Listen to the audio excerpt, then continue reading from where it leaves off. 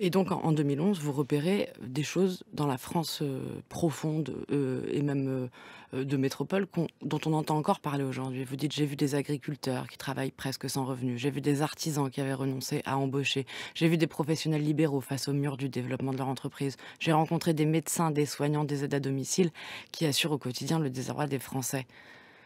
C'est la réalité française et c'est aussi, malheureusement, la réalité du pouvoir.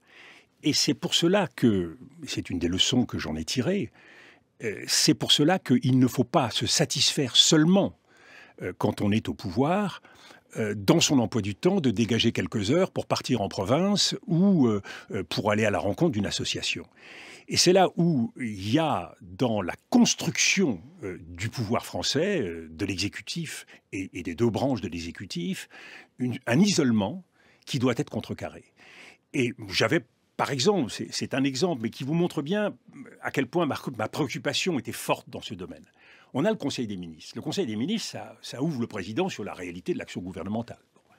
Moi, j'avais proposé qu'on ait un conseil des régions, 2 fois par mois, que le président puisse organiser exactement comme le conseil des ministres, un conseil avec l'ensemble des présidents de région pour avoir accès à la réalité des territoires, c'est-à-dire au vécu des Français. Cette question de l'isolement, elle est doublement problématique.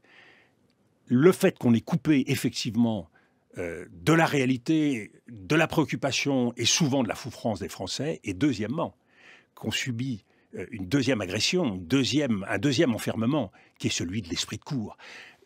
Toute la culture, toute notre histoire porte en France la cour à aller dans le sens du monarque. Et ça, c'est un véritable drame. Nous manquons, dans le service de l'État et en dehors, de gens capables de dire tout à fait ce qu'ils pensent au chef de l'État.